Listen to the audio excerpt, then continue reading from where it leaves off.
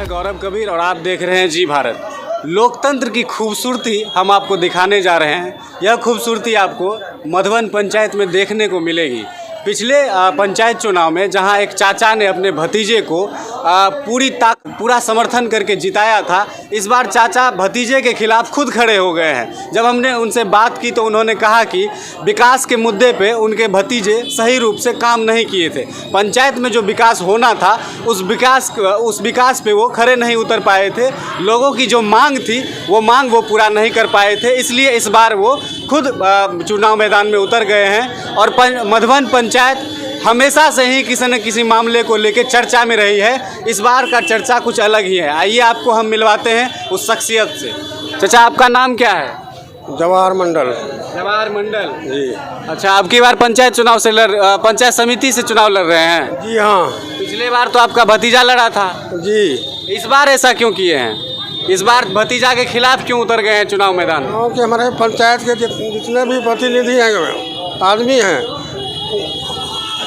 सब ने कहने के लिए आया कि हम अभी तक भेंटे नहीं किया है हमसे, नहीं कोई काम किया है। चुनाव जीतने के बाद किसी भी व्यक्ति से मिलने नहीं गए? नहीं गया। और मुख आदमी से भेंट किया, लेकिन विकास का काम कुछ नहीं हुआ।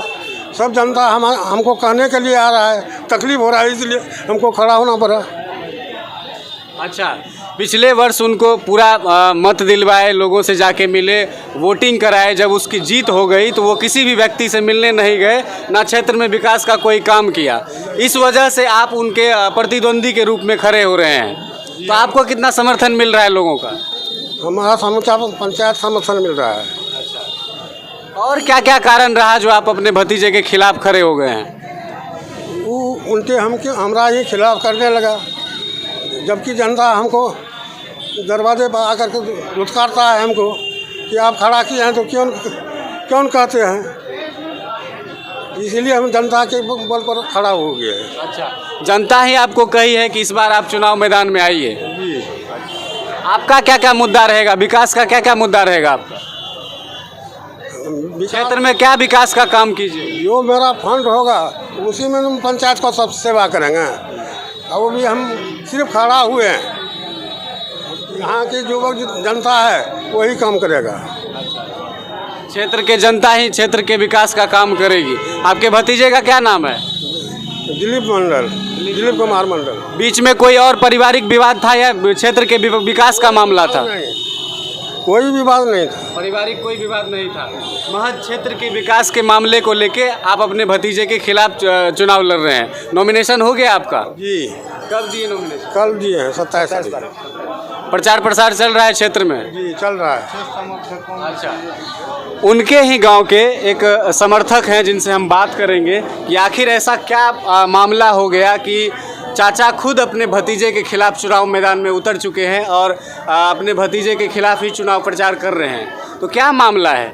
मामला यही है कि विकास का काम ठप पड़ा हुआ है और विकास नहीं होने के कारण कई पंचायत में कई बुजुर्गों और माताओं बहनों से मिले मेरे भैया। उसके बाद बोला कि पूरन जी से इस ढंग का बात है, तो हमको कहता है सबने नॉमिनेशन देने के लिए क्या करें के लिए। वो बोले कि क्या करेंगे, तो बोला कि विकास नहीं हुआ है तो आप खड़ा होइए, आपके समर्थन में सब रहेंगे और मैं भी समर्थन में रहूँगा और विकास का काम जो नहीं हुआ है वह करके दिखाऊंगा मधुबन पंचायत में। चकाचौंध नहीं हो तो बेकार है, इसका समर्थन पूरन मंडल। मतलब इन दोनों में कोई पारिवारिक विवाद नहीं था, सिर्फ पंचायत के विकास के कारण दोनों आमने सामने आ गए। यही कारण रहा है। तो आप अपने क्षेत्र को किस रूप से देखना चाहते हैं? किस प्रकार का विकास होना चाहिए? हम विकास पूर्ण रूपेण करना चाहते हैं कि जिस हिसाब से हमको आवंटन आएगा उसमें पूरा जो है पंचायत में जितना बढ़िया से बढ़िया हो सके हम विकास करवाएंगे समिति साहब से। लोगों का समर्थन मिल रहा है इनको? मिल रहा है, फुल समर्थन मिल रहा है। यह तो चर्चा का विषय बन चुका होगा क्षेत्र में। जी, चर्चा का विषय बन भी गया है। हम आपसे पूछ रहे हैं, हमको भी जानकारी मिला आपके क्षेत्र से। चर्चा का विषय यह बन रहा है कि अब की बार जमहार बाबू आ गया है तो कहीं कोई दिक्कत नहीं है। खुल के मतलब क्या बोलना चाहता है कि बोलने वाला बात नहीं, हम लोगों को वोट मांगना नहीं पड़ रहा है, खुद अब देने के लिए तैयार है। आपका नाम? पूरन मंडल। इनके ही बगल में घर है आपका? जी जी, इनके बगल में है हमारा प्राथमिक विद्यालय, उत्क्रमिक विद्यालय मधुबन तिनटेंगा में बगल में घर है। और मेरे स्वर्गीय फूलो मंडल वही विद्यालय को बनाए हैं और उनका लड़का है। और हमारा पापा जो थे 2 बार मुखिया प्रत्याशी भी रह चुके हैं, निरंजन बाबू से 50 वोट से 20 ईस्वी में पराजित हुए हैं। लोकतंत्र की खूबसूरती देखिए, इसे ही लोकतंत्र की खूबसूरती कहा जाता है कि चाचा खुद भतीजे के खिलाफ, भतीजे खुद चाचा के खिलाफ चुनावी मैदान में हैं। और मधुबन पंचायत में विकास का मुद्दा इस बार छाया रहेगा। इनका कहना है कि हम क्षेत्र में जब चुनाव जीत के आएंगे तो विकास करेंगे। पिछले वर्ष जब चुनाव वो जीते थे पिछले दफ़े, तो इनके भतीजे ने कोई विकास का काम नहीं किया, इसलिए ये खुद चुनावी मैदान में उतर गए हैं। धन्यवाद, आप बने रहिए जी भारत के साथ। पंचायत में पंचायत समिति सदस्य पद के लिए चाचा और भतीजे के विषय में हमने आपको बताया।